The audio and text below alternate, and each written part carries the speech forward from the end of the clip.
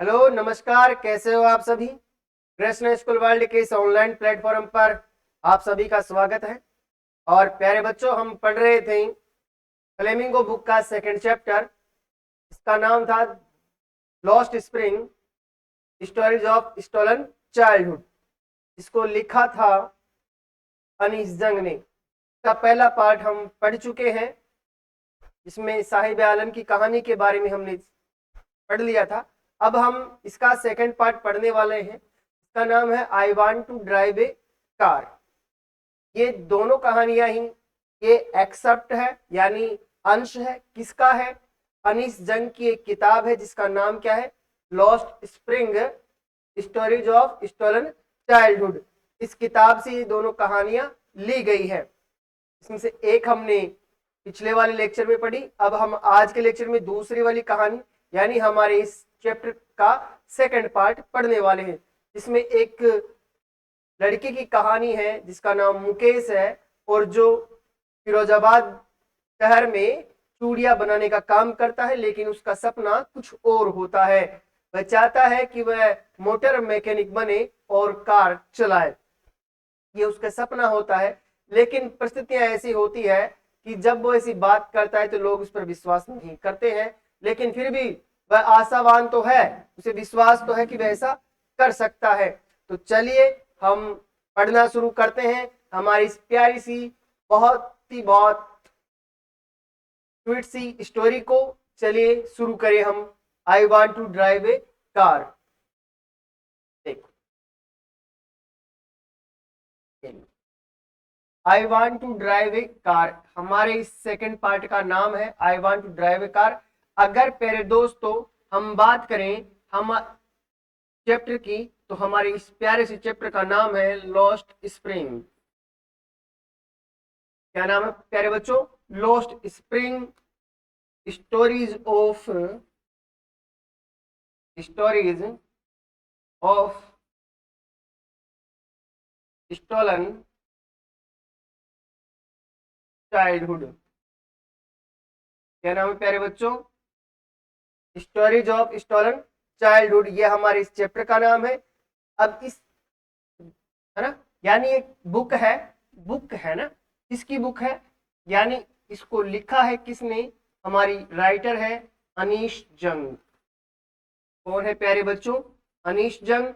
अनीश जंग के बारे में भी हमने जाना कि अनीश जंग का जन्म कहाँ होता है? राउरकेला में होता है। उनकी जो पढ़ाई है वो हैदराबाद और यूएसए के अंदर होती है। उन्होंने भारत में और विदेश के कई समाचार पत्रों के लिए एडिटर का काम किया, और साथ में वो कॉलमनिस्ट भी रही है।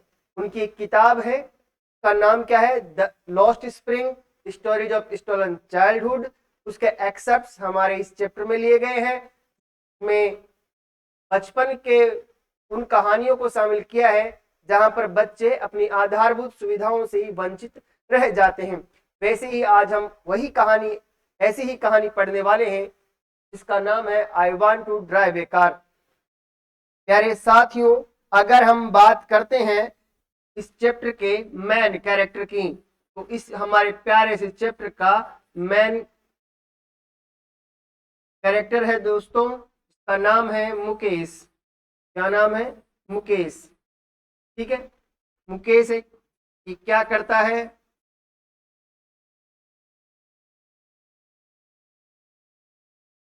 Who does work in Bengal industry.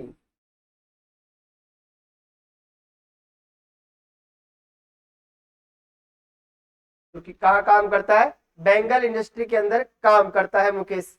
ठीक है, चूड़िया बेंगल मेकिंग का काम करता है। साथ में अगर हम बात करें और कैरेक्टर्स की, एक हमारी राइटर खुद अनीस जंग है, जो इनसे मिलती है, इनकी स्थिति को देखती है। और साथ में छोटे कैरेक्टर्स की बात करें तो एक सविता नाम की लड़की का इसमें जिक्र होता है। मुकेश के पिताजी और दादी जी का भी थोड़ा सा इसमें मिलता है। और इनकी जो स्थितियां हैं, जिस विशियस सर्कल के अंदर यानी दुष्चक्र में ये फंसे हुए हैं, उसके बारे में हमें इसमें बताया गया है।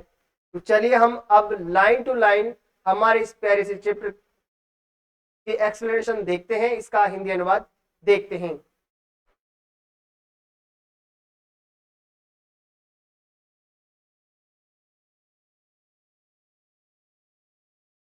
Mukesh insists on being his own master। Insist का मतलब होता है जोर देकर कहना, जोर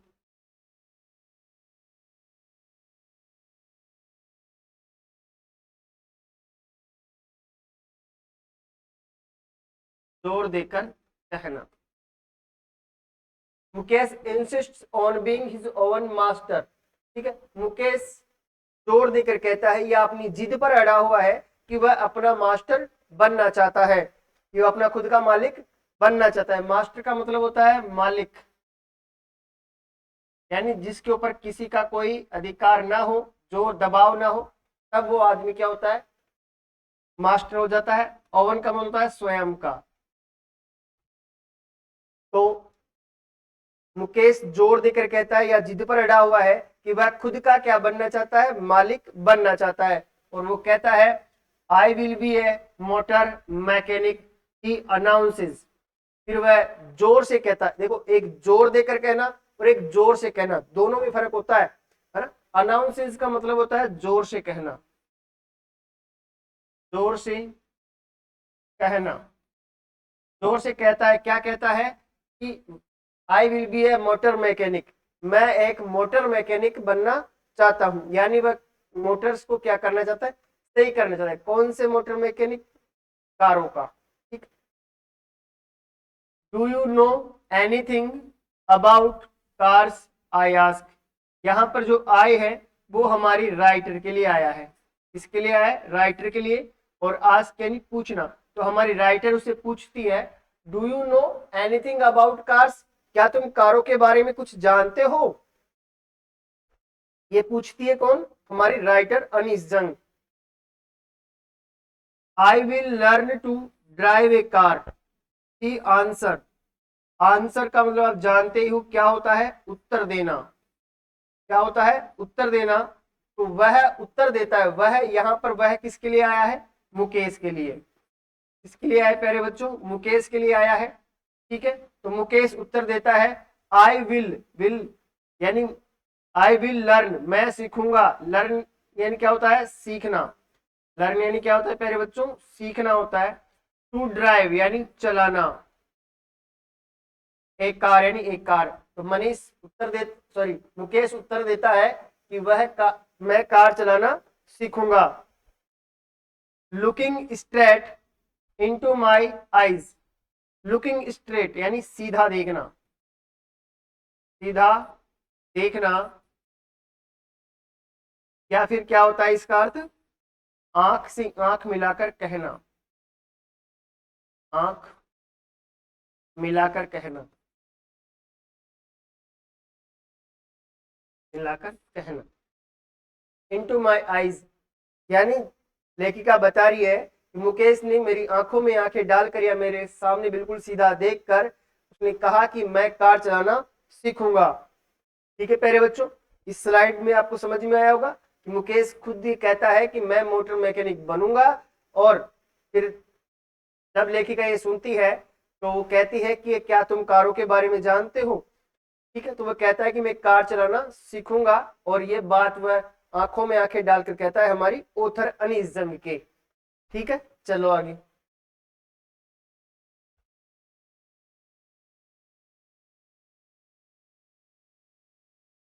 His dream looms like a mirage amidst the dust of streets that fill his town, Firozabad, famous for its bangles. ठीक, his dream, ड्रीम का मतलब होता है उसका सपना। इस ड्रीम का मतलब क्या होता है मेरे साथियों, उसका सपना। लूम्स का मतलब होता है प्रतीत होना। लूम्स का मतलब क्या होता है, प्रतीत होना। लाइक का मतलब होता है जैसी। मिराज, मिराज का मतलब क्या होता है, मृग तृष्णा, मृग तृष्णा। Amidst the dust of, amidst यानी जो स्थित है, स्थित है। द डस्ट ऑफ स्ट्रेट्स कहां पर? धूल की गलियों में। स्ट्रीट्स का मतलब गलियां, डस्ट यानी क्या होता है? धूल।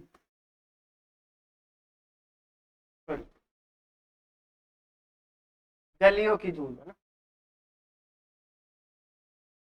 गलियों की धूल। द डस्ट ऑफ स्ट्रीट्स का मतलब क्या होगा? गलियों की धूल। That fill his town Firozabad, जिसने भर रखा है। फिल का मतलब क्या होता है? भरना। फिल का मतलब होता है भरना। हिज टाउन यानी उसके कस्बे को। Firozabad, Firozabad. Famous for it's bangle. Famous का मतलब होता है प्रसिद्ध। फेमस का मतलब क्या होता है? प्रसिद्ध। फॉर इट्स बैंगल्स, बैंगल्स यानी चूड़ियां, चूड़ियां। ठीक है। तो कहने का मतलब ये हुआ कि मुकेश का जो मोटर मैकेनिक का सपना था वह एक मिराज की तरह प्रतीत होता है। किसकी तरह? मिराज की तरह। मिराज का मतलब होता है मृग तृष्णा या मायाजाल। ठीक है। ऐसा प्रतीत होता है, जो कि अभी कहां पर है उसका सपना? गलियों की धूल में। कहां पर है? गलियों की धूल में। उस गलियों की धूल ने अभी किसको भर रखा है? फिरोजाबाद को। किसको भर रखा है? उसका जो कस्बा है फिरोजाबाद, उसको भर रखा है। Famous for it's bangle. Firozabad अपनी चूड़ियों के लिए फेमस है। इसके लिए प्रसिद्ध है? चूड़ियों के लिए। चूड़ियों का शहर कौन सा है? फिरोजाबाद। ठीक है। Every every other family in Firozabad is engaged in making bangles. Every other यानी प्रत्येक दूसरी फैमिली यानी परिवार, प्रत्येक दूसरा परिवार इन फिरोजाबाद, कहां पर? फिरोजाबाद में। इन इंगेज्ड, इंगेज्ड का मतलब है संलग्न है। इंगेज्ड का मतलब क्या है? संलग्न है, संलग्न है। इसमें मेकिंग बैंगल्स यानी चूड़ियां बनाने में। मेकिंग बैंगल्स यानी चूड़ियां बनाने में, चूड़ियां निर्माण में। ठीक है। तो लेकिन कहती है कि फिरोजाबाद में हर दूसरा परिवार चूड़ियां बनाने में संलग्न है यानी लगा हुआ है। It is the centre of India's glass blowing industry. It यानी यह है, इज यानी है, द सेंटर यानी केंद्र। क्या है? केंद्र है। किसका केंद्र है? ऑफ इंडियाज यानी भारत की। ग्लास ब्लोइंग इंडस्ट्री यानी, हाँ, ग्लास ब्लोइंग इंडस्ट्री, इसका मतलब क्या होता है? हाँ, कांच प्रगलन उद्योग। क्या होता है? कांच प्रगलन उद्योग के लिए फेमस है। ठीक है। या हम कहें जो फिरोजाबाद है वो इंडिया का सेंटर है। किसके लिए? तो सेंटर है, किस केंद्र किसका है? इंडिया की कांच प्रगलन उद्योग के लिए। ब्लोइंग का मतलब क्या होता है? प्रगलन यानी पिघलाना। या हम कहें कांच निर्माण उद्योग के लिए। कांच निर्माण उद्योग का केंद्र है फिरोजाबाद। वेयर यानी जहां, जहां families have spent generations. Spent यानी बिता दी है।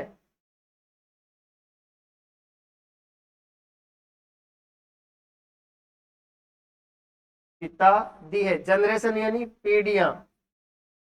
जनरेशन यानी पीढ़ियां। क्या बिता दी है? पीढ़ियां बिता दी है। Working around furnaces. वर्किंग यानी काम करते हुए, अराउंड यानी के चारों ओर, फर्नेसेस यानी भट्टियां। फर्नेसेस यानी क्या होता है? भट्टियां होता है। क्या होता है प्यारे साथियों? भट्टियां होता है। तो लेखिका कहती है कि फिरोजाबाद भारत के कांच निर्माण उद्योग का केंद्र है, जहां पर परिवारों ने भट्टियों के चारों ओर काम करते हुए क्या बिता दी है? अपनी पीढ़ियां बिता दी है। जनरेशन यानी पीढ़ियां। और ठीक है, और क्या कर रही है? वेल्डिंग ग्लास यानी कांच को जोड़ते। वेल्डिंग का मतलब क्या होता है? जोड़ना। वेल्डिंग का मतलब क्या होता है? जोड़ना। ठीक है। किसको? ग्लास को, कांच को जोड़ते हुए। मेकिंग बैंगल्स और चूड़ियां बनाने में। और all the women in the land it seems. For all the women in the land it seems, और सारी महिलाएं हैं वो भी चूड़ी निर्माण में लगी हुई प्रतीत होती है, ऐसा इट सीम्स, ऐसा लगता है। तो जब हमारी लेखिका अनीस जंग कहां पर जाती है, फिरोजाबाद में जाती है, तो उसको वो देखती है कि पहली बात तो जो फिरोजाबाद है वो भारत के कांच निर्माण उद्योग का सेंटर है, जहां पर परिवारों ने अपनी पीढ़ियां भट्टियों के चारों ओर कांच को जोड़ते हुए और चूड़ी निर्माण में बिता दी है, ऐसा लग रहा था। और ऑल द वुमेन लैंडेड, किसके लिए, सारी महिलाओं के लिए, इट सीम्स, ऐसा प्रतीत हुआ।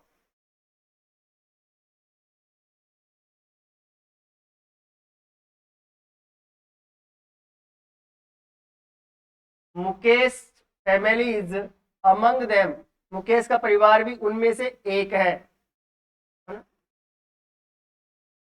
अमंग देम यानी उनमें से एक, अमंग क्या है, प्रीपोजिशन है जो कि दो से अधिक के लिए होता है। तो कह रहा है कि मुकेश का परिवार भी उनमें से एक है, उनमें से, किनमें से, जो परिवार किसमें लगे हुए, बैंगल मेकिंग में लगे हुए, उनमें से एक है, ऐसा कहा किसने, हमारी राइटर अनीस जंग ने। None of them know that it is illegal for children like him to work in the glass furnaces with high temperatures in dingy cells without air and light, that the law, if enforced, could get him and all those 20,000 children out of the hot furnaces where they slog their daylight horse, often losing the brightness of their eyes. None of them यानी उनमें से कोई नहीं, none of them यानी कोई नहीं, कोई नहीं, उनमें से कोई नहीं। नो यानी जानता है क्या, that it is legal for children, कि यह बच्चों के लिए क्या है, अवैध है, गैर कानूनी है। इलीगल यानी क्या होता है, गैर कानूनी, इलीगल यानी क्या होता है प्यारे बच्चों, गैर कानूनी, गैर कानूनी है। फॉर चिल्ड्रन बच्चों के लिए, लाइक हिम उसके जैसे बच्चों के लिए, to work in the glass furnaces, कहां पर काम करना, ग्लास फर्नेसेस, कांच की भट्टियों पर काम करना बच्चों के लिए क्या है, इलीगल है। विथ हाई टेम्परेचर, किसके साथ काम करते हैं वो, हाई टेम्परेचर के साथ, उच्च तापमान, भट्टियों पर क्या होता है, उच्च तापमान होता है, हाई टेम्परेचर यानी उच्च तापमान या अधिक तापमान। इन डिंजी सेल्स, डिंजी का मतलब होता है गंदी, क्या होता है, गंदी, सेल्स यानी कुटियां बोल सकते हैं या छोटा कमरा बोल सकते हैं हम, सेल का मतलब क्या होता है, छोटा कमरा या, हाँ छोटा कमरा बोल देंगे ना, सेल्स। तो छोटे कमरों में बिना किसी हवा और रोशनी के वे क्या करते हैं, उच्च तापमान पर कांच की भट्टियों के ऊपर काम करते हैं बच्चे, जो कि इलीगल है यानी अवैध है। That the law if enforced, उन्होंने कहा कि द लॉ यानी नियम या कानून, इफ इन्फोर्स यदि लागू होता है, इन्फोर्स्ड का मतलब होता है जबरदस्ती लागू करवाना, कुड गेट हिम उसे बाहर निकाल सकते हैं, किसको, मुकेश को, and all those 20,000 children out of the hot furnaces. तो उन्होंने लेखा कह रही है यदि कानून जो कि जबरदस्ती अगर वहां पर लागू किया जाता है तो मुकेश और उसके जैसे 20,000 बच्चों को गर्म भट्टियों से बाहर निकाल सकते हैं। देयर एंड जहां पर they slog their day light hours, जहां पर वे दिन रात काम करते हैं, मेहनत करते हैं। स्लोग का मतलब होता है मेहनत करना, स्लोग का मतलब क्या होता है, मेहनत करना, मेहनत करना। डे लाइट हॉर्स, जहां पर वे सारे दिन क्या करते हैं, काम करते रहते हैं। often losing the brightness of their eyes, और अधिकतर समय या कभी कभार वो क्या करते हैं, losing the brightness of their eyes, अपने आंखों की रोशनी भी खो देते हैं। ब्राइटनेस के लिए यहाँ पर क्या है प्यारे बच्चों, रोशनी, रोशनी, ठीक है। तो यहाँ पर इस जो हमारा स्लाइड है यहाँ से हमें ये समझ में आया कि बेंगल इंडस्ट्री के अंदर काम करने वाले परिवारों में से मुकेश का परिवार भी एक है और वहां पर काम करने वालों में से कोई भी ये नहीं जानता कि मुकेश और उस जैसे बच्चों के लिए जो गर्म कांच की भट्टियां हैं उन पर उच्च तापमान, गंदे छोटे कमरों जहां पर ना रोशनी है ना लाइट है, काम करना क्या है, इलीगल है, अवैध है। उन्होंने कहा कि यदि यहाँ पर इस जगह पर फिरोजाबाद जैसे शहरों में अगर कानून को जबरदस्ती लागू करवाए, जोर देकर लागू करवाए, तो मुकेश और उस जैसे 20,000 बच्चों को उच्च जो हॉट फर्नेसेज है यानी गर्म भट्टियां हैं जहां पर वे दिन सारे दिन काम करते हैं और अपनी आंखों की रोशनी खो देते हैं, वहां से बाहर निकाल सकते हैं। इसका मतलब यह होता है प्यारे बच्चों, ठीक है।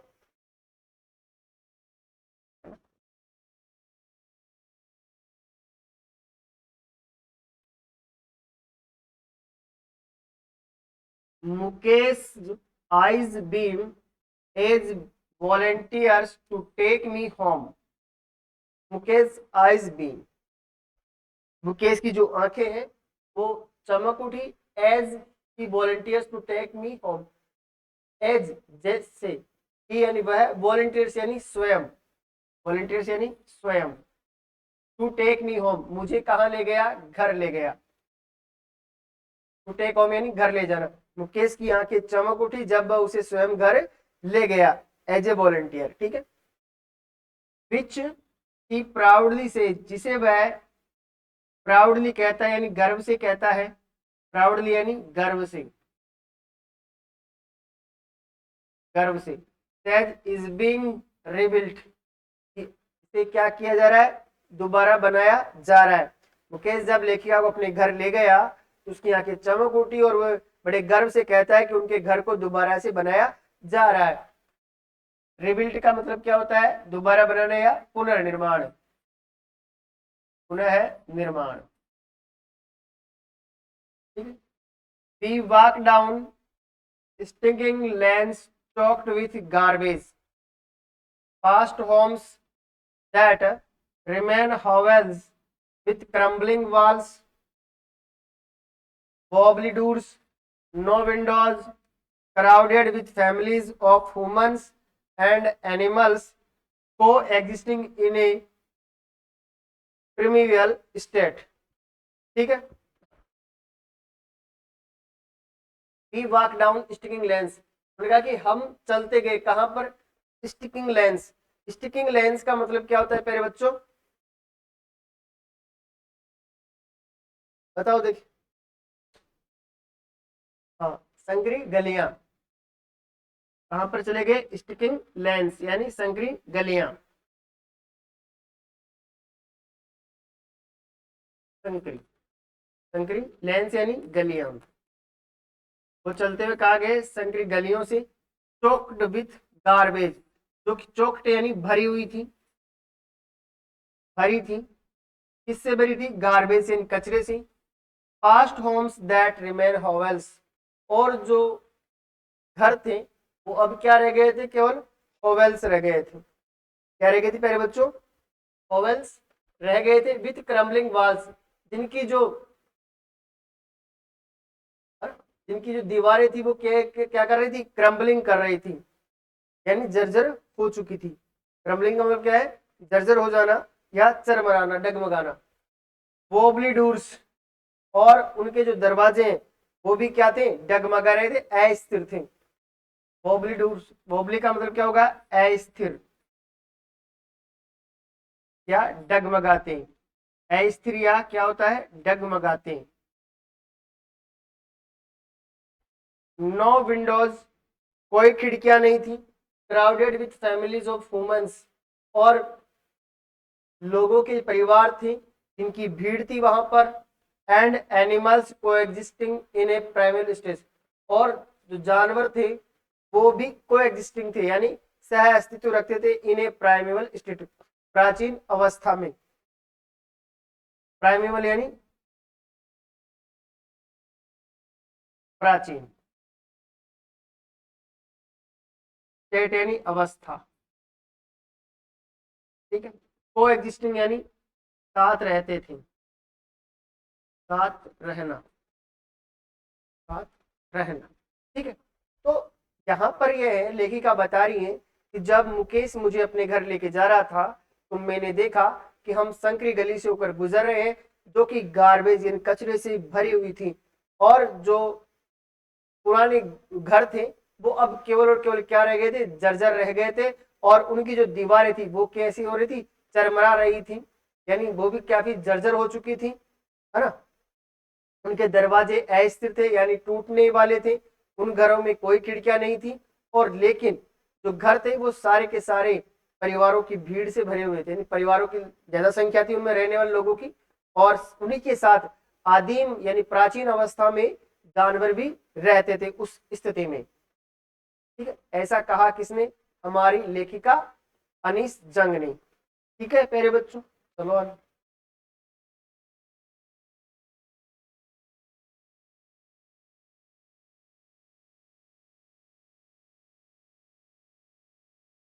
He stops at the door of one such house, bangs a wobbly iron door with his foot and pushes it open.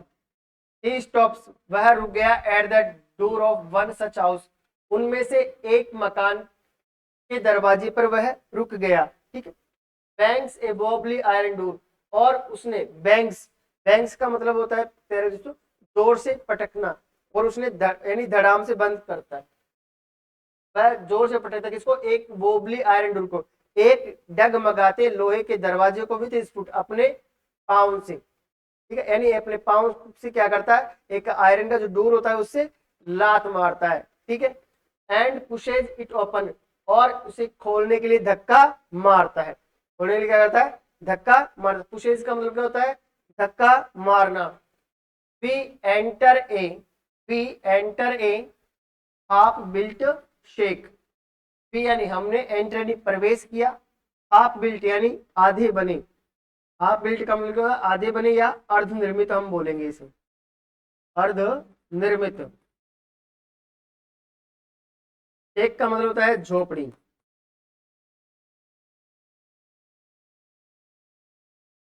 झोपड़ी। ठीक है, तो लेखिका कहती है कि हमने आधे बने हुए झोपड़ी में प्रवेश किया।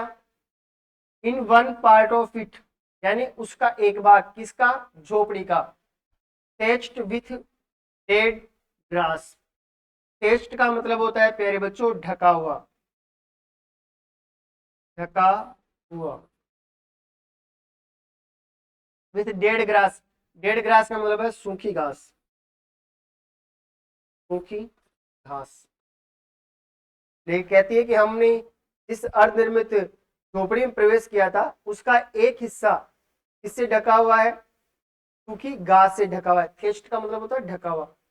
Is a firewood stove over which sits a large vessels of sizzling spinach leaves.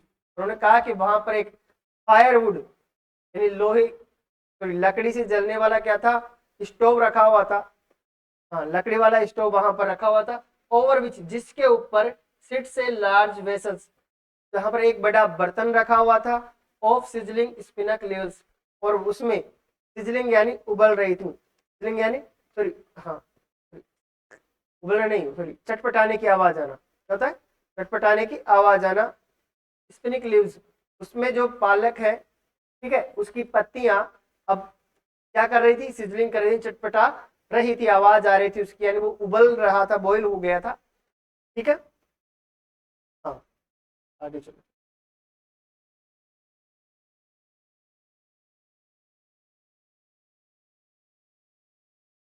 On the ground यानी जमीन पर, in large aluminium platters are more chopped vegetables. On the ground यानी जमीन पर, in large aluminium platters, large यानी बड़ी होती है, आप जानते ही हो, एल्यूमिनियम यानी एल्यूमिनियम ही होता है, प्लेटर्स यानी होता है थालियां, क्या होता है, थालियां। आर मोर चॉप्ड वेजिटेबल्स, उन्होंने कहा कि जो लार्ज बड़ी एल्यूमिनियम की थालियां प्लेटर्स थी, उनमें क्या रखा हुआ था, चॉप्ड वेजिटेबल्स, यानी चॉप्ड का मतलब है बारीक कटा हुआ। चॉप्ड का मतलब क्या होता है? बारीक कटा हुआ, बारीक कटा हुआ या कटी हुई वेजिटेबल, सब्जियां थी। तो लेखिका ने कहा, देखा कि जिस झोपड़ी के अंदर मैं गई वहां पर लकड़ी से जलने वाला स्टोव था, जिसके ऊपर वेसल के यानी बर्तन के अंदर पालक की पत्तियां सिजलिंग कर रही थी, चटपटा रही थी। और फिर मैंने देखा कि वहीं पर एल्यूमिनियम की बड़ी थालियां थी जिनमें बारीक कटी हुई सब्जियां रखी हुई थी। A frail young woman is cooking the evening meal for the whole family। उन्होंने कहा कि एक फ्रेल यंग वुमन, कैसी woman? Frail young woman. Frail का मतलब होता है प्यारे बच्चों कमजोर। फ्रेल का मतलब क्या होता है? कमजोर। उन्होंने कहा कमजोर यंग वुमन यानी बड़ी महिला, यंग का मतलब जवान कह सकते हैं अपन, एक कमजोर जवान महिला, जवान महिला इज कुकिंग यानी बना रही थी, इवनिंग मील यानी शाम का भोजन, फॉर द होल फैमिली यानी पूरे परिवार के लिए। होल का मतलब क्या होता है? पूरा। True eyes filled with smoke she smiles, वह अपनी धुएं भरी आंखों से मुस्कुराती है। ट्रू यानी में से, आइज यानी आंखें, फील्ड यानी भरी हुई थी, विथ स्मोक यानी धुआं। स्मोक यानी क्या होता है? धुआं। स्मोक यानी होता है धुआं। सी स्माइल्स वह मुस्कुराती है। देखा कि जो महिला कुकिंग कर रही थी, जो शाम का भोजन अपने सारे परिवार के लिए बना रही थी, वह अपनी धुएं से भरी हुई आंखों से मुस्कुराती है। She is with wife of Mukesh Elder brother, वह मुकेश के बड़े भाई की पत्नी थी। ठीक है, बड़ा मुकेश एल्डर ब्रदर यानी मुकेश का बड़ा भाई। ठीक है, not much older in years, जो कि सालों में ज्यादा बड़ी नहीं थी। नॉट मच ओल्डर, ओल्डर का मतलब बड़ा। ठीक है, ज्यादा बड़ी नहीं थी। She has begun to command respect as the bahu, she has begun to, उसने शुरू कर दिया था क्या? कमांड रेस्पेक्ट एज द बहू, बहू के रूप में आदेश लेना। ठीक है, but daughter in law of the house, लेकिन घर की बहू थी। Already in charge of 3 men, her husband, Mukesh and their father. फिर राइटर हमारी कहती है कि जो महिला घर में शाम का भोजन बना रही थी, वह पहले तो अपनी धुएं भरी आंखों से मुस्कुराती है, और उसने अब घर की बहू के रूप में आदेश मानना स्वीकार कर लिया था। वह घर की बहू थी। ठीक है, और उसके ऊपर 3 आदमियों की जिम्मेदारी थी, जिसमें उसका हस्बैंड था, हर हस्बैंड था, मुकेश था, और उस मुकेश के पिताजी थे। इन 3 लोगों की जिम्मेदारी थी किसके ऊपर? वह महिला जो क्या कर रही थी? खाना बना रही थी। और किसकी पत्नी थी? मुकेश एल्डर ब्रदर की, मुकेश के बड़े भाई की।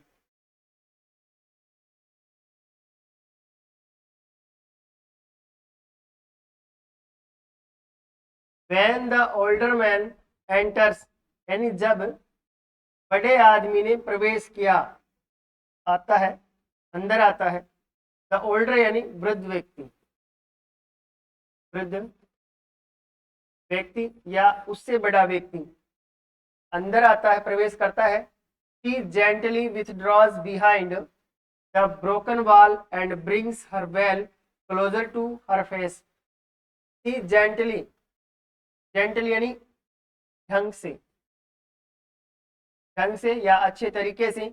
withdraws behind यानी पीछे छिप जाती है, ले जाती है। behind का मतलब होता है पीछे, और withdraws का मतलब होता है ले जाना, ले जाना। द ब्रोकन वॉल यानी टूटी हुई दीवार की। ब्रोकन का मतलब क्या होता है? टूटी हुई। ब्रोकन का मतलब होता है टूटी हुई, टूटी हुई। वॉल एंड दीवार, and brings her well, well का मतलब होता है प्यारे बच्चों घूंघट। क्या होता है? घूंघट। घूंघट क्लोजर यानी पास में लाना, टू हर फेस यानी चेहरे के। तो हमारी राइटर यहाँ कहती है कि जब भी कोई बड़ा आदमी प्रवेश करता है तो वह अच्छे तरीके से यानी ढंग से अपने आप को टूटी हुई दीवार के पीछे ले जाती है और अपना घूंघट अपने चेहरे के पास ले आती है। एज कस्टम डिमांड्स, कस्टम का मतलब होता है परंपरा, परंपरा या रीति रिवाज, डिमांड्स यानी कहते हैं या मांग करते हैं, मांग करते हैं। ठीक है,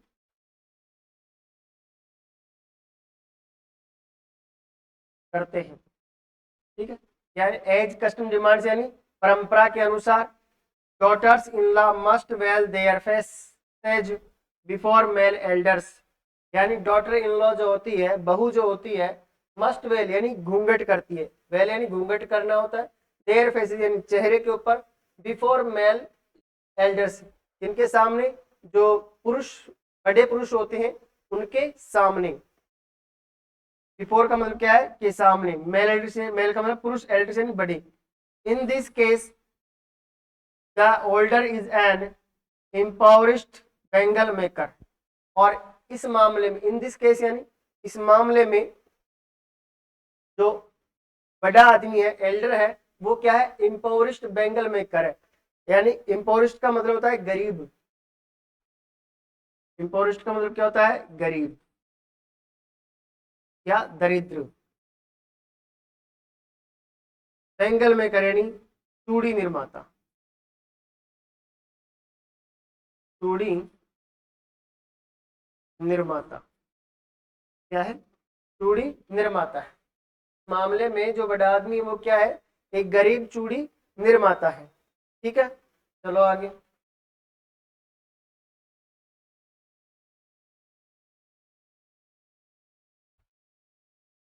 despite long years of hard labour, कहा कि डेस्पाइट यानी के बाद भी, के बावजूद,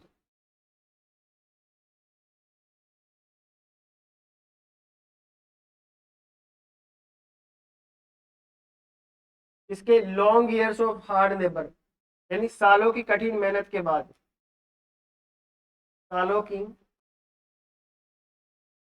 कठिन मेहनत के बाद, ने कहा कि सालों की कठिन मेहनत के बावजूद भी फर्स्ट एज ए टेलर, पहले वह एक दर्जी था, क्या था, दर्जी था, देन ए बेंगल मेकर, फिर उसने वो क्या बन गया, बेंगल मेकर बन गया यानी चूड़ी निर्माता बन गया। He has failed to renovate a house, और वह एक घर को रिनोवेट कराने में असफल रहा। ठीक है, रिनोवेट का मतलब क्या होता है,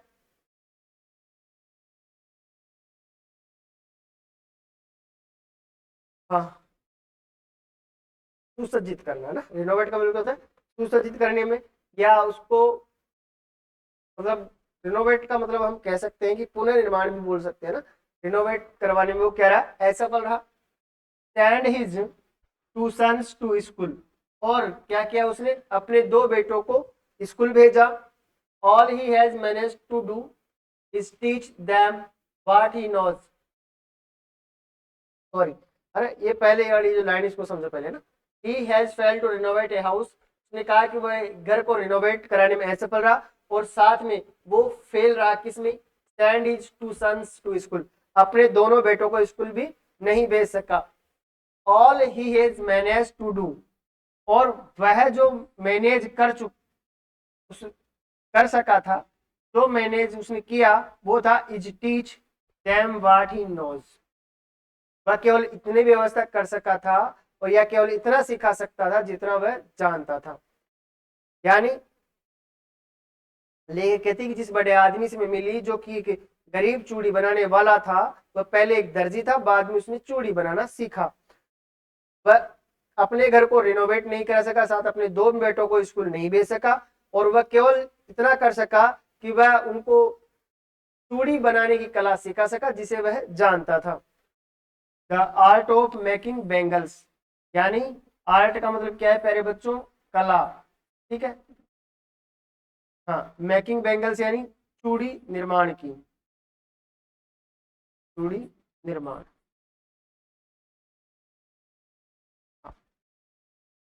तो यानी कहने का मतलब क्या हुआ, जो बड़ा आदमी था, बूढ़ा आदमी था, जो चूड़ी बनाना जानता था, वह अपने बच्चों को ना तो पढ़ा सका और ना ही अपने घर को रिनोवेट करा सका। केवल अपने बच्चों को वह एक काम सिखा पाया जो वह जानता था, और वह क्या था, चूड़ी निर्माण की कला, the art of bangle making. ठीक है, the art of making bangles. Okay,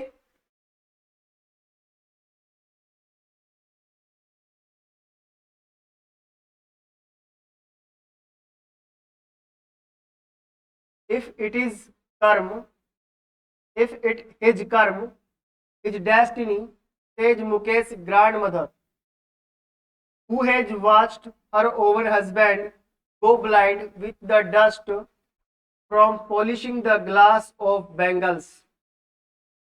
It is his कर्म, ये उसका कर्म है। क्या है, कर्म है। इस डेस्टिनी, उसका भाग्य है। डेस्टिनी क्या मतलब होता है, भाग्य या किस्मत। भाग्य बोल दो चाहे किस्मत बोल दो, इस कर्म, कर्म, ये उसका कर्म है, उसका भाग्य है। सेज मुकेश ग्रैंडमदर, मुकेश की दादी कहती है, हु यानी जिसने, एज वाच्ड देख लिया था, क्या देख लिया था, her own husband go blind with the dust from polishing the glass of bangles. Her own husband अपने पति को, गो ब्लाइंड यानी अंधा होते हुए, with the dust of, with the dust from polishing the glass of bangles, जो चूड़ी निर्माण की पॉलिश की जो धूल है उससे अंधा होते हुए देख लिया था। Can a god given lineage ever be broken, she implies, वह implies करती है यानी जोर देकर कहती है या इशारा देकर कहती है, ठीक है, या इशारे से कहती है कि क्या इस लाइनेज को, गॉड गिवन यानी भगवान प्रदत्त, लिनेज यानी परंपरा को तोड़ा जा सकता है। ठीक है, कौन कहता है, मुकेश की दादी कहती है।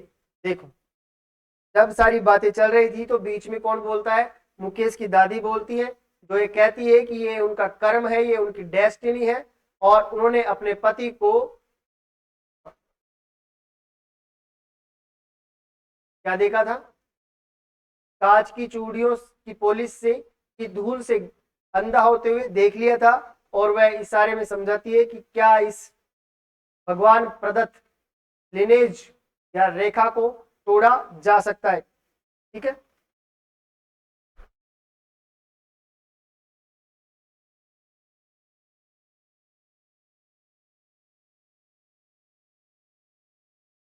born in the caste of Bengal makers, born in the caste of Bengal makers, यानी born यानी जन्म लेना, born यानी क्या होता है, जन्म लेना। इन द कास्ट, कास्ट का मतलब जाति, ऑफ बेंगल मेकर्स यानी चूड़ी निर्माण, उन्होंने कहा कि चूड़ी बनाने वालों की जाति में जन्म लेना। They have seen nothing but bangles, उन्होंने चूड़ियों के अलावा कुछ नहीं देखा, उन्होंने चूड़ियों के अलावा कुछ नहीं देखा।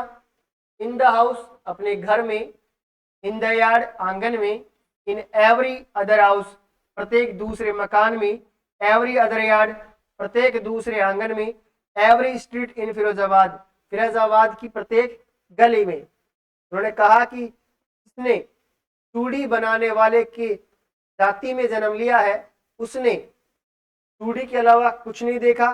कहां कहां पर नहीं देखा, in the house, in the yard, in every other house, every other yard के अंदर, एवरी स्ट्रीट इन फिरोजाबाद, उन्होंने कहा फिरोजाबाद की प्रत्येक गली, प्रत्येक आंगन, प्रत्येक मकान, और खुद के मकान और खुद के आंगन में चूड़ियों के अलावा कुछ भी नहीं देखा। ये कहा किसने कहा, ये लेखिका बता रही हमें। ठीक है,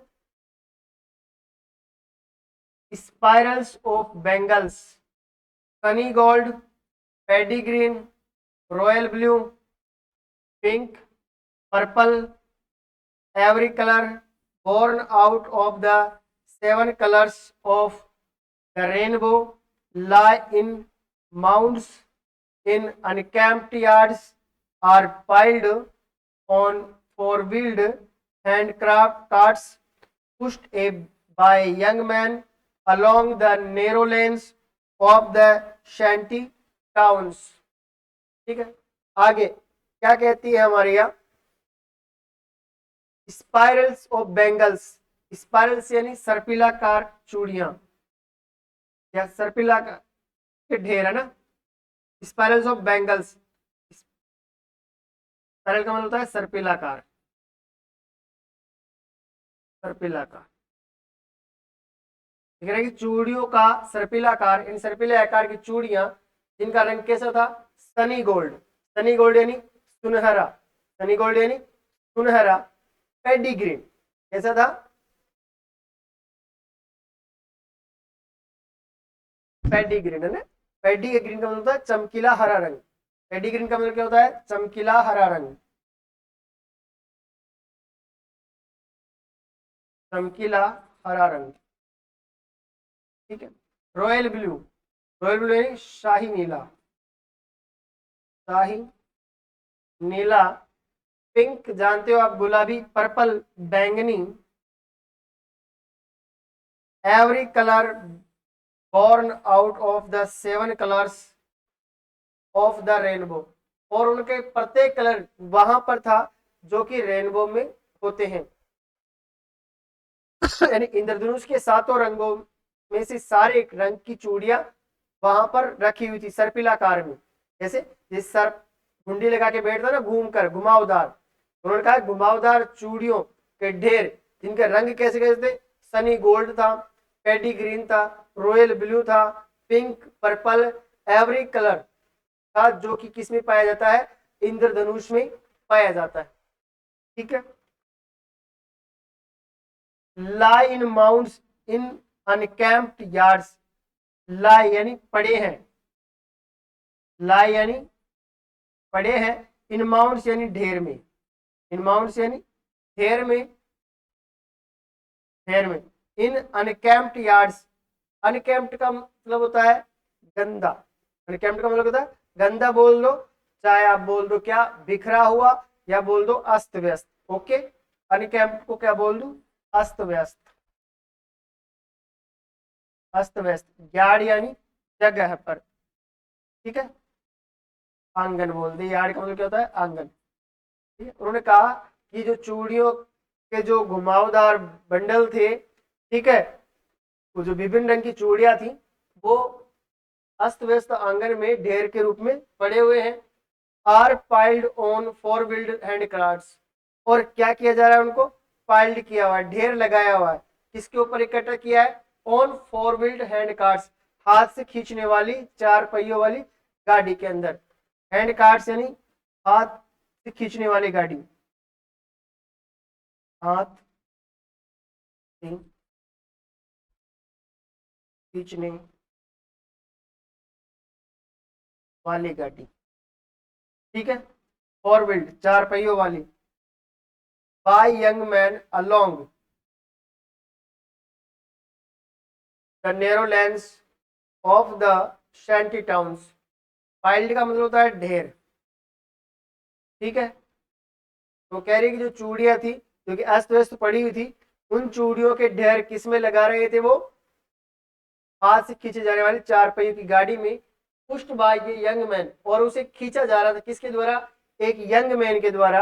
अलोंग द नैरो लेंस, कहां पर, अलोंग यानी के सहारे या किनारे किनारे, किसके, नैरो लेंस संकरी गलियों के। नैरो का मतलब होता है संकरी, लेंस यानी गलियां, ऑफ शैंटी टाउन्स।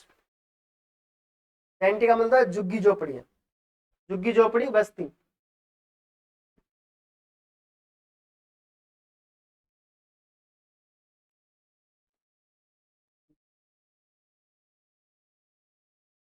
झोपड़ी बस्ती।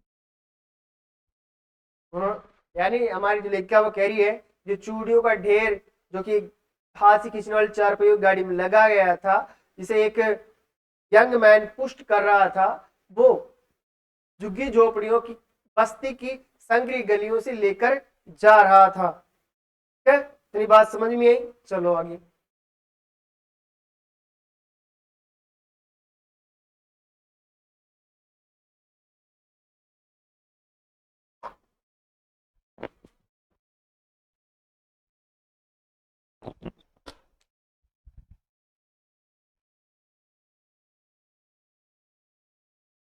Savita, a young girl in A drape pink dress. Savita जो एक यंग गर्ल है, जवान लड़की है, ए ड्रेप पिंक ड्रेस जो किस में है, ड्रेप का मतलब होता है फीकी, पिंक ड्रेस जो फीकी गुलाबी कपड़ों में है dress. Sits along side an elderly woman, sits यानी बैठी है, अलोंग साइड यानी बगल में, बगल में इसके, एन यानी एक, एल्डरली वुमन एक वृद्ध महिला के या बड़ी महिला, बड़ी महिला, ठीक है।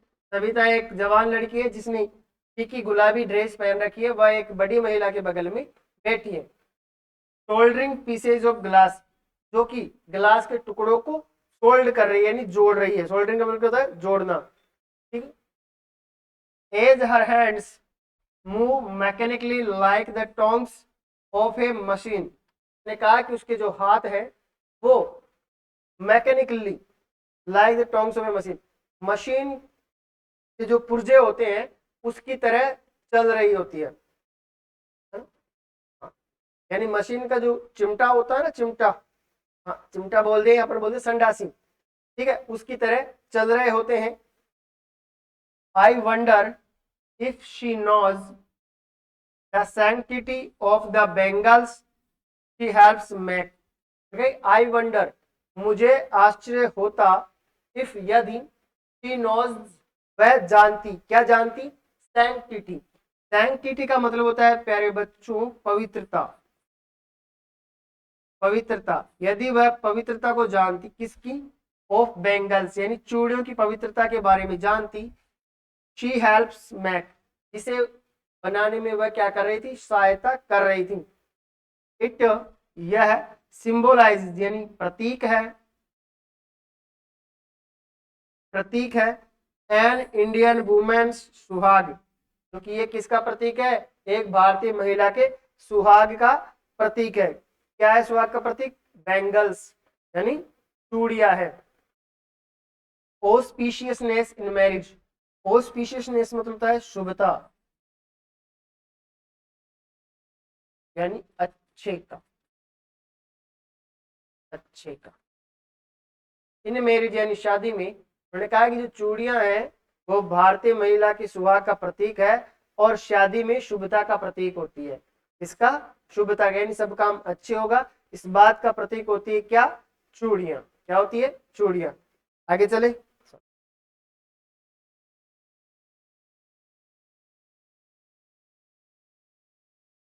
आगे देखो। It will done on her suddenly one day when her head is wrapped with a red veil, her hands dyed red with henna and red bangles rolled onto her wrists। देखा, it will dawn यानी यह दिन भी होगा, on her suddenly one day when her head is draped with a red veil। तो लेखा कहती है कि यह वो दिन होगा जब वो अचानक एक दिन उसके सिर के ऊपर एक लाल घूंघट होगा, ड्रेप्ड मतलब ढका होगा,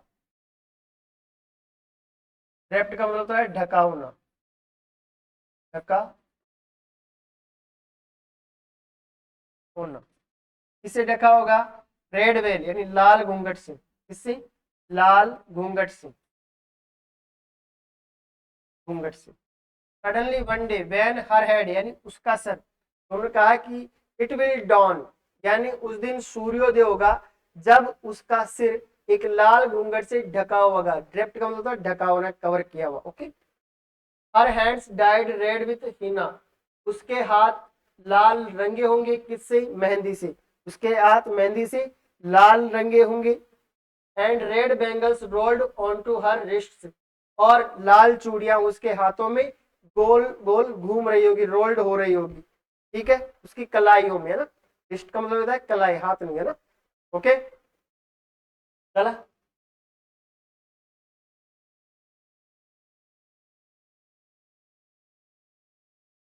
she will then become a bride, she will then, then का मतलब यहाँ पर क्या है, फिर, तो वह फिर बन जाएगी, क्या बन जाती है, ए ब्राइड यानी दुल्हन, फिर वह एक दुल्हन बन जाती है, बिकम का मतलब बन जाना। Like the old woman beside her who became one many years ago. Like the old woman, उस बूढ़ी महिला के जो उसके बगल में बैठी है, जो कई सालों पहले बन गई थी। ठीक है। She still has bangles on her wrist but no light in her eyes.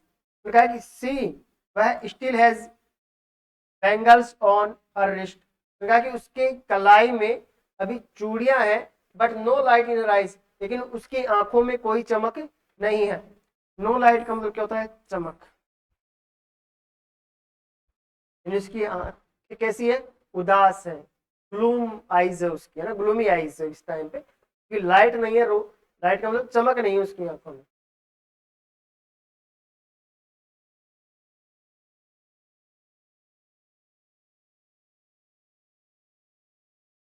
एक वक्त शेर भर खाना भी नहीं खाया। She says in a voice drained of joy. उसने कहा कि कभी उन्होंने एक वक्त पर क्या नहीं खाया? खाना भी, मतलब पेट भर के खाना भी नहीं खाया। ठीक है। कैसे कहा उसने? In a voice drained of joy, यानी उदासीनता के स्वर में कहा उसने। उसने कहा उदासीनता के स्वर में, drain of Joy, voice drained of Joy, इसका मतलब बोल सकते हैं अपने उदासीनता का स्वर।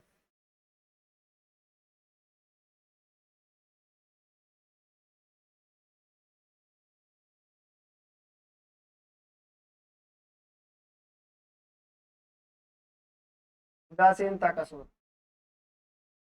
फिर वह लड़की कहती है अपनी उदासीनता के स्वर में, यानी उदास और निराश होकर कहती है कि उन्होंने कभी एक वक्त पेट भर खाना भी नहीं खाया, यानी पेट भर कर कभी उनको खाना नहीं मिला। She has not enjoyed even one full meal in her entire lifetime। ने कहा कि अभी तक उन्होंने कभी भी अपने पूरे जीवन में अभी तक पेट भरकर खाना नहीं खाया पूरा। हाँ, इंजॉयड का मतलब पूरा मिला नहीं उनको। ठीक है। That's what she has reaped her husband, an old man with a flowing beard says, I know nothing except bangles. That's what, इसलिए she has reaped.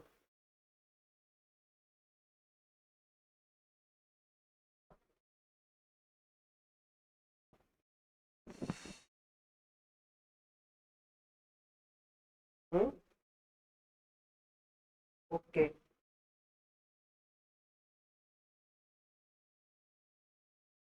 Her husband an old man with a flowing bird.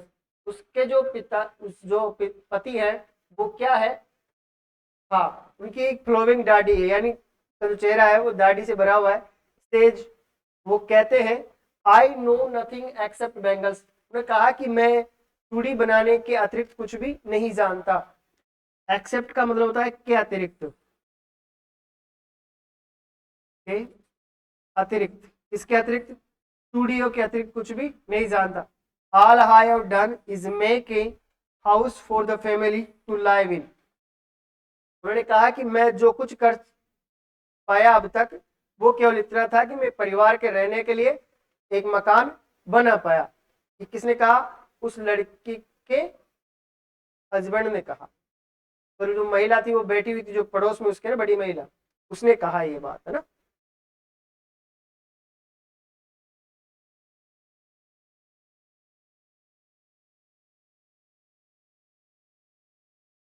Hearing him one wonders, उसे सुनकर, hearing यानी सुनकर, सुनकर, one wonders एक आश्चर्य होता है, if she has achieved what many have failed in their lifetime. उसने कहा यदि ही हैज अचीव्ड, यदि वह पा लेता, प्राप्त करता, what many have failed in their life time, जो उसने अपने जीवन में खोया है। फेल्ड यानी जिसे पाने में वह, यदि वह उसे पा लेता जो उसने अब तक अपने जीवन में पाने में असफल रहा, he has a roof over his head, उसके सर के ऊपर क्या है, छत है। The cry of not having money to do anything except carrying on the business of making bangles. The cry of not having money, कहा है कि धन होने की चिल्लाहट नहीं है। The cry of not having money, इसकी पैसा होने की कोई चिल्लाहट नहीं है। To do anything except carrying, और टू डू एनीथिंग कुछ भी करने की, एक्सेप्ट यानी के अतिरिक्त, carry on the business of making bangles, वो केवल अपने मेकिंग बेंगल्स के बिजनेस को जारी रखना चाहते थे। कैरी ऑन का मतलब होता है जारी रखना। कैरी ऑन, कैरी ऑन का मतलब क्या होगा, जारी रखना, जारी रखना। यानी उनके पास पैसा है या नहीं है उससे उनको कोई मतलब नहीं था, वो केवल एक काम करते थे कि कैसे भी करके उनका जो मेकिंग बेंगल्स का बिजनेस है उसको कैरी ऑन रखें, यानी जारी रखें। Not even enough to eat, not even enough to, चाहे उनके पास क्या ना हो, खाने का ना हो। Rings in every home, rings in every home, और यही बात प्रत्येक घर में क्या होती है, गूंजती है। रिंग्स का मतलब होता है गूंजना।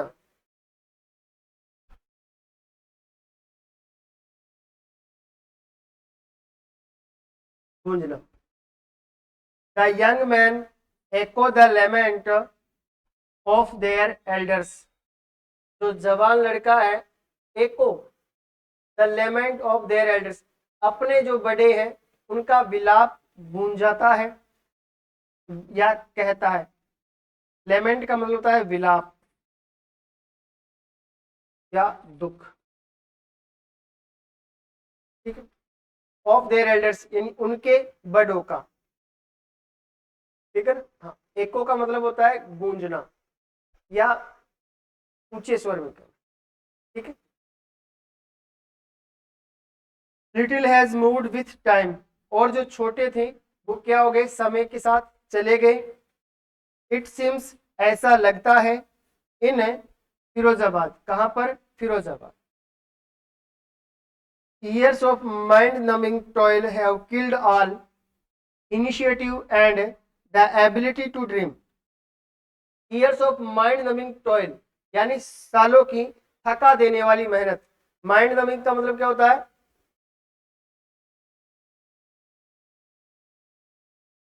मानसिक रूप से थका देने वाली मेहनत। माइंड नमिंग, मानसिक रूप से थका देने वाली मेहनत। किल्ड ऑल इनिशिएटिव्स, किल्ड यानी मार दिया है, किसको मार दिया है, ऑल इनिशिएटिव्स को। इनिशिएटिव यानी पहल, पहल। And the ability to dream, और सपने देखने की योग्यता। उन्होंने कहा कि सालों से वो जो मानसिक रूप से थका देने वाली मेहनत कर रहे हैं, उस मेहनत ने उनके पहल करने की और उनके सपने देखने की जो एबिलिटी थी उसको मार दिया है। यानी अब वो चूड़ी बनाने के अलावा कुछ भी नहीं सोचते, चाहे सही हो चाहे गलत हो, इसके अलावा कुछ भी नहीं सोचते। उन्हें केवल एक जो काम दिखाई देता है वो केवल चूड़ी निर्माण है, ठीक है। चाहे इससे उनके परिवार को रोज भर पेट खाना मिले या ना मिले, केवल वो इतना जानते हैं उनका जो काम है चूड़ी बनाने का वो लगातार जारी रहना चाहिए, ठीक है। और इतने सालों की मेहनत उनकी हो चुकी थी, इससे उनके जो दिमाग में सृजनात्मकता की जो शक्ति थी और सपने देखने की जो योग्यताएं थी वो सारी की सारी क्या हो चुकी है, किल्ड हो चुकी है, खत्म हो चुकी है, मार दी गई है। Okay,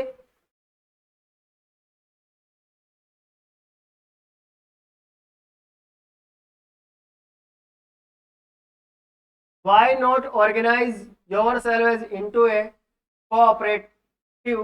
I asked a group of young men who have fallen into the vicious circle of middlemen who trapped in their fathers and forefathers।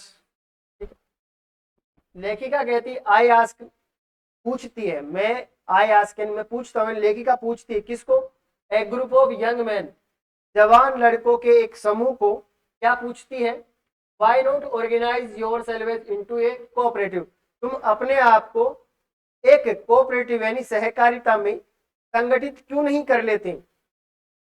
Organise का मतलब होता है संगठित करना, संगठित करना, कोऑपरेटिव यानी सहकारिता में, सहकारिता, तुम अपने आप को सहकारिता में संगठित क्यों नहीं कर लेते। I ask A group of young man, मैंने जवान लड़कों के एक समूह से पूछा, who have fallen into the vicious circle of middleman. Who have fallen, fallen का मतलब होता है गिर चुके, फॉलन का मतलब क्या होगा, गिर चुके, इनटू में द विशियस, विशियस का मतलब होता है दुष्चक्र, विशियस सर्कल का मतलब होता है दुष्चक्र, दुष्चक्र,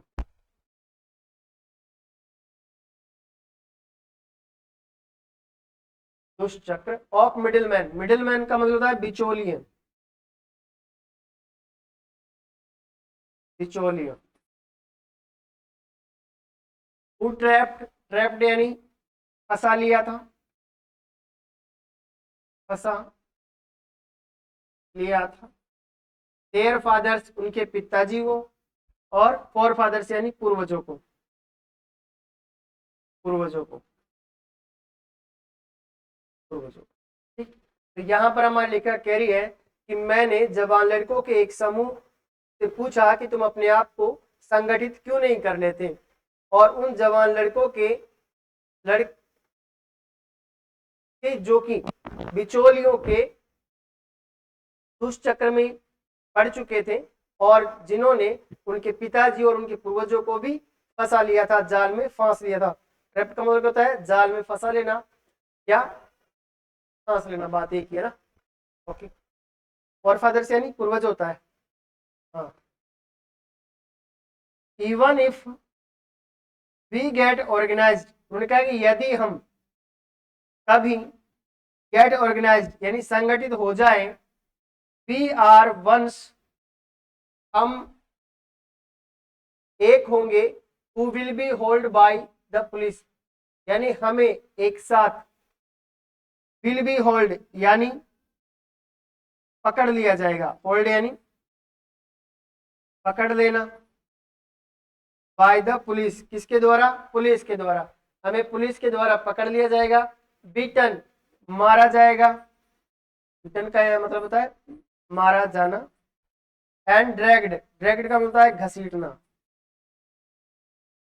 घसीटना, to jail for doing something illegal, illegal यानी गैर कानूनी,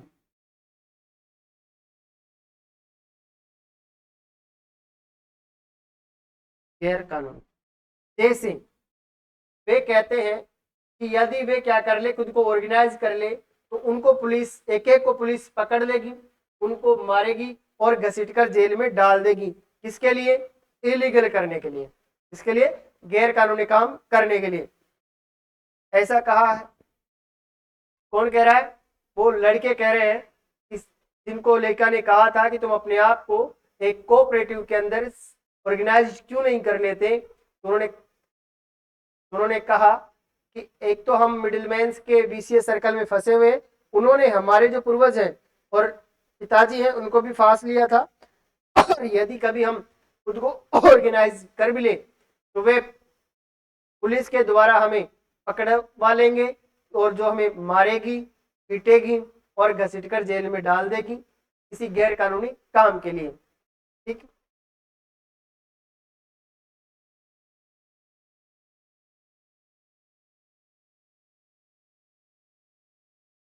there is no leader among them, उनके बीच में कोई नेता नहीं था, अमंग देम यानी उनके बीच में, no one who could help them see things differently, उनमें से कोई नहीं था जो कि उनकी सहायता कर सके चीजों को अलग अलग तरीके से देखने में। Their fathers are as tired as they are, उनके पिताजी भी थक चुके हैं जैसे वे थक चुके हैं। They talk endlessly in a spiral that moves from poverty to apathy, apathy to greed and to injustice। वे लगातार बात करते थे घूम घूम कर, उनकी बातें वो घूमती रहती है किसकी ओर, गरीबी से किसकी ओर जाती है, अपैथी की ओर, उदासीनता की ओर, उदासीनता से जाती है ग्रीड की ओर यानी लालच की ओर, और लालच से जाती है किसकी ओर, इनजस्टिस यानी अन्याय की ओर। ठीक है, यानी उनकी बातें गरीबी से उदासीनता, उदासीनता से लालच, और लालच से इनजस्टिस, इन्हीं की बातों के बीच में घूमती रहती है। ठीक है, यानी वो केवल यही बातें करते हैं, वो भी एंडलेसली, अंतहीन, बातें खत्म ही नहीं होती उनकी। ओके,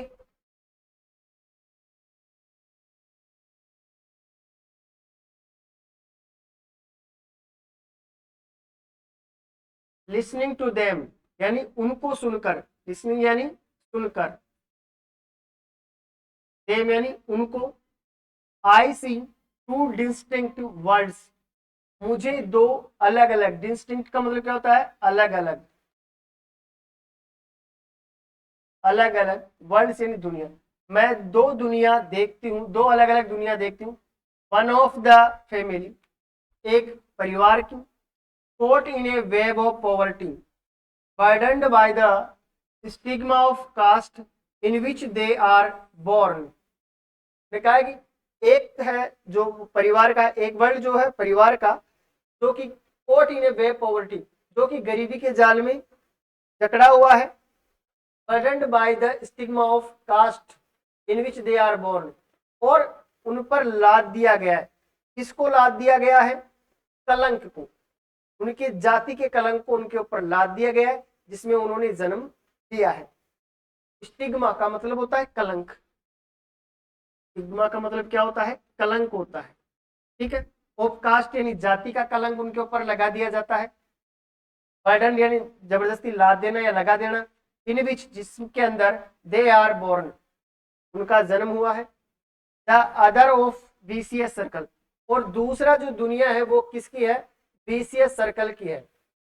बीसीएस सर्कल किसका है, द साहूकारों का है, द मिडिल मैन बिचौलियों का है, द पुलिस मैन पुलिस वालों का है, द कीपर्स ऑफ लॉ कानून बनाने वालों का है, द ब्यूरोक्रेट्स जो नौकरशाही है उसका है, एंड द पॉलिटिशियंस और राजनीतिज्ञों का है। तो हमारी लेखिका एक कंक्लूजन पर पहुंचती है उन जवान लड़कों को सुनकर कि मैं अब दो प्रकार की अलग अलग दुनिया को यहाँ देख रही हूँ। एक दुनिया है जो कि परिवारों की है, जो कि गरीबी के जाल में फंसे हुए और उनके ऊपर उनकी जाति का कलंक लगा दिया गया है जिसमें उन्होंने जन्म लिया है। और दूसरी जो दुनिया है वो बीसीएस सर्कल की है, जो दुष्चक्र है, बीसीएस सर्कल का मतलब होता है दुष्चक्र। ठीक है, वो साहूकारों का है, मिडिल मैन एंड बिचौलिए उसमें है, पुलिस वाले हैं और कानून बनाने वाले हैं, ब्यूरोक्रेट्स नौकरशाही है, और पॉलिटिशियंस राजनीतिज्ञ हैं। इन सब लोगों ने अपने दुष्चक्रों के अंदर इन लोगों को फंसा रखा है जो बैंगल मेकिंग का काम करते हैं। टुगेदर साथ साथ they have imposed the baggage on the child that he can not put down. They have imposed the baggage, way imposed का मतलब लाद देते हैं, इम्पोज्ड का मतलब क्या होता है, लाद देना, लाद देना। द बैगेज यानी भार या सामान, ऑन चाइल्ड यानी बच्चों पर, that he cannot put down जिसे वह गिरा नहीं सकते। पुट डाउन का मतलब होता है गिरा देना या उतारना। बिफोर ही इज अवेयर, पहले वे जागरूक है, ही एक्सेप्ट्स वह स्वीकार करता है, it as naturally as his father. कैसे स्वीकार करते हैं, प्राकृतिक रूप से या स्वाभाविक रूप से, जैसे उनके पिताजी ने इसे स्वीकार कर लिया था। यानी वे इसे अपनी डेस्टिनी मान चुके थे कि उनको बड़ा होकर क्या करना है, बोझा ढोना है और बैंगल मेकिंग का काम करना है।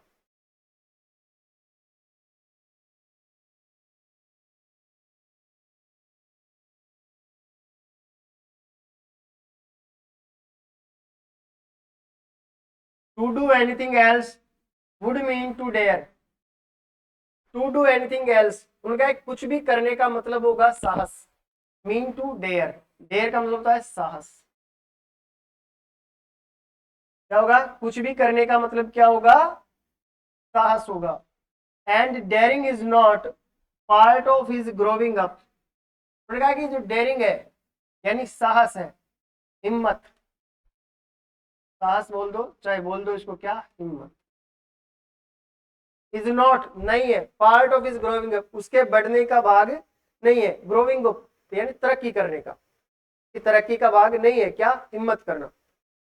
When I sense A flash of it in Mukesh I am cheered.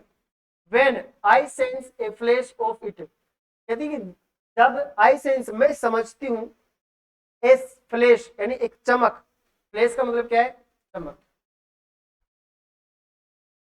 Of it यानी इसकी, जब मैं इसकी एक चमक मुकेश के अंदर देखती हूं, आई एम चीयर्ड, मैं खुश होती हूं। चीयर्ड का मतलब होता है खुश होना, खुश होना। मैंने कहा कि जो हिम्मत और बच्चे नहीं दिखा पा रहे थे और लड़के नहीं दिखा पा रहे थे, वो हिम्मत कौन कर रहा था, मुकेश कर रहा था। मुकेश ने कहा कि मुझे बैंगल मेकिंग नहीं करनी, मुझे क्या बनना है, एक मोटर मैकेनिक बनना है। ठीक है, बाकी और कह रहे थे कि साहब हम अगर संगठित करेंगे, अलग होंगे, तो हमें बिचौलिए नहीं छोड़ेंगे, साहूकार नहीं छोड़ेंगे, पुलिस वाले नहीं छोड़ेंगे। वहां मुकेश इन सब से अलग सोच रहा था। ठीक है, तो मुकेश के अंदर एक डेयरिंग का सेंस, चमक दिखाई देती है। फ्लैश का मतलब चमक, सेंस का मतलब होता है भाव होना या महसूस करना। I want to be a motor mechanic, he repeats, वह दोहराता है, रिपीट का मतलब दोहराता है क्या, I want to be a motor mechanic, मैं एक मोटर मैकेनिक बनना चाहता हूं। He will go to a garage, वह एक गैराज जाएगा, एंड लर्न और सीखेगा।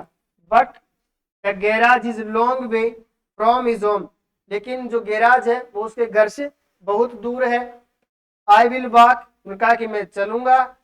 ही इंसिस्ट, वह जोर देकर कहता है। Do you also dream of flying a plane, उन्होंने कहता है क्या तुम प्लेन उड़ाने के सपने भी देखते हो। ही इज सडनली साइलेंट, वह अचानक चुप हो गया।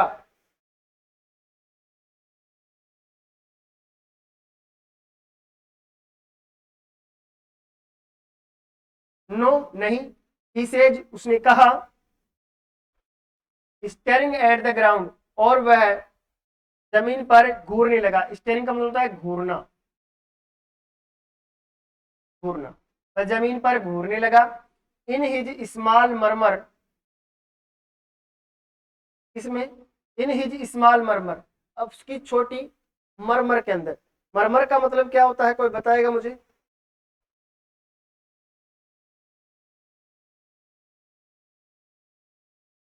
हाँ, बुदबुदाहट, क्या होती है, बुदबुदाहट या बड़बड़ाहट। देयर इज एन एम्ब्रेसमेंट, वहां पर एक शर्मिंदगी थी। एम्ब्रेसमेंट का मतलब क्या होता है, शर्मिंदगी,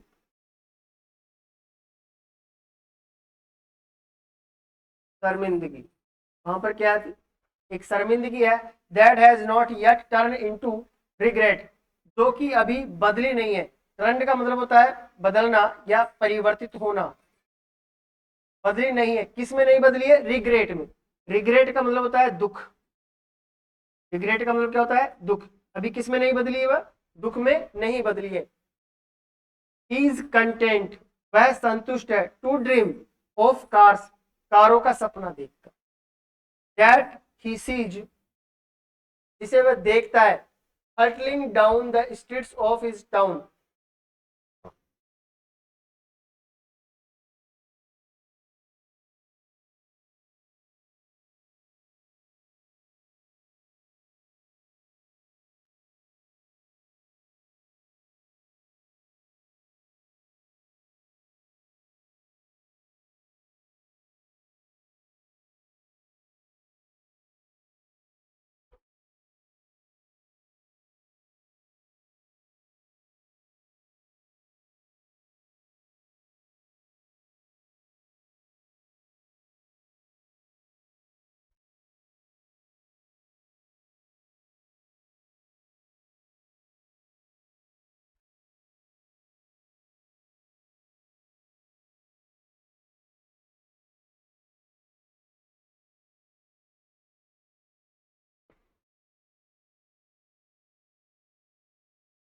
that he sees hurtling down the streets of his town, जिसे वह अपने कस्बे की गलियों से गुजरता हुआ देखता है। Few aeroplanes fly over Firozabad, उन्होंने कहा कि हैदराबाद से सॉरी फिरोजाबाद से कुछ ही एरोप्लेन उड़ते हैं।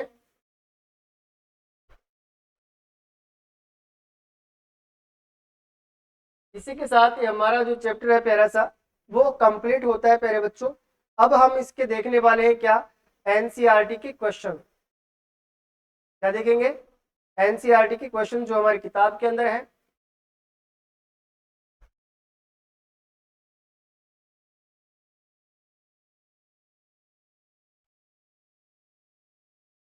एक minute,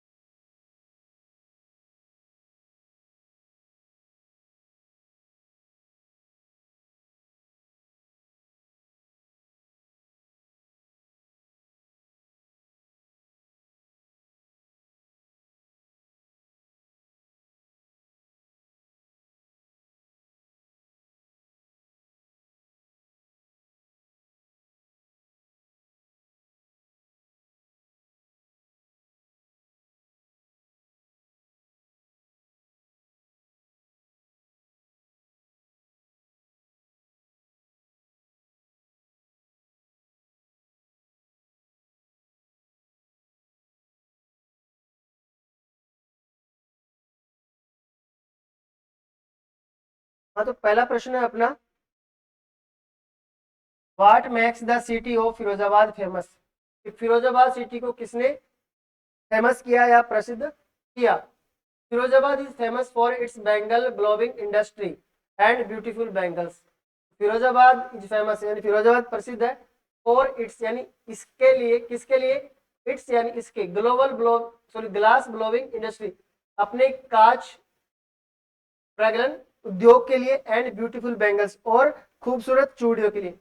Thousands of families have been engaged in bangle making for generations।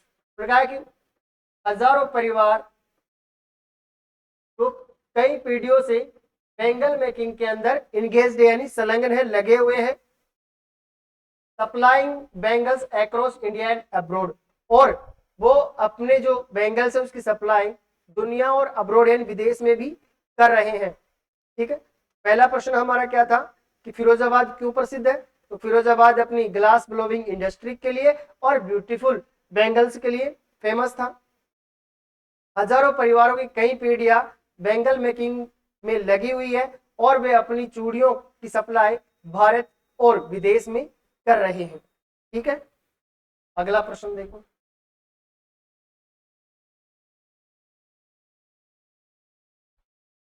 Mention the hazards of working in the glass Bengal industry. उन्होंने कहा कांच चूड़ी उद्योग में काम करने के खतरों का वर्णन कीजिए। हैजार्ड्स का मतलब होता है खतरे, मेंशन का मतलब होता है वर्णन करना। ठीक है, workers face extreme heat.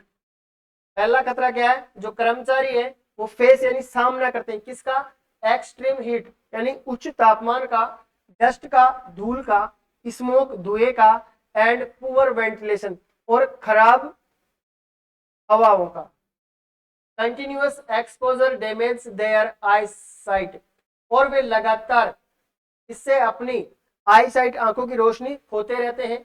And health, उनकी जो हेल्थ है वो भी एक्सपोज होती रहती है। ठीक है, many children lose their vision before reaching adulthood due to unsafe working conditions, और कई सारे बच्चे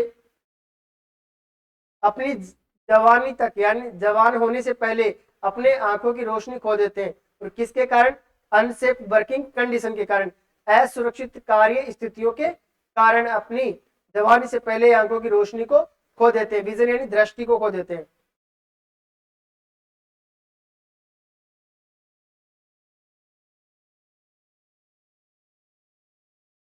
how is Mukesh attitude different from that of his family. मैंने कहा कि मुकेश का जो एटीट्यूड है वो उसके परिवार से किस प्रकार अलग है। डिफरेंट का मतलब अलग होना, एटीट्यूड का मतलब व्यवहार, ठीक है। तो मुकेश का जो व्यवहार है वो अलग कैसे है के परिवार से। अनलाइक हिज फैमिली मेंबर्स, यानी उसके परिवार के सदस्यों के अतिरिक्त Mukesh dreams of becoming a motor mechanic के विपरीत, यानी उसके परिवार के सदस्यों के विपरीत मुकेश मोटर मैकेनिक बनने का सपना देखता है। He wants to break free from the traditional vehicle making occupation and create a better future for himself. He wants, वह चाहता है to break, तोड़ना किसको, free from the traditional vehicle making occupation, अपने परंपरागत चूड़ी बनाने के व्यवसाय को, and create a better future for himself, और create यानी बनाना चाहता है, a better यानी बहुत अच्छा भविष्य for himself यानी स्वयं के लिए, ठीक है।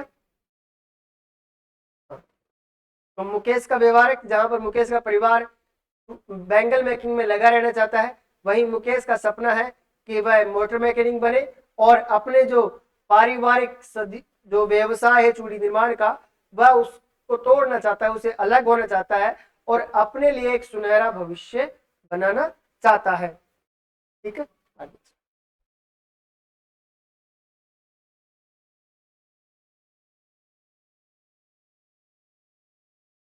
what could be some reasons for the migration of people from village to cities। उन्होंने कहा कि गांवों से शहर, लोगों के गांवों से शहर माइग्रेट यानी प्रवास करने की क्या कारण हो सकते हैं, कुछ रीजंस देने हैं, ठीक है। People migrate to cities, people शहरों में प्रवास करते हैं, जाते हैं, इन सर्च ऑफ एम्प्लॉयमेंट, रोजगार की तलाश में। एम्प्लॉयमेंट का मतलब क्या होता है, रोजगार, ठीक है। बेटर लिविंग कंडीशंस, बेहतर रहने की स्थितियां, एजुकेशन शिक्षा, एंड अपॉर्चुनिटीज और अवसरों की तलाश में। Poverty unemployment and natural calamities in village also force them to move. उन्होंने कहा कि गरीबी, बेरोजगारी और प्राकृतिक असुविधाएं जो गांवों में होती है वो भी मजबूर करती है उनको वहां से जाने के लिए, ठीक है।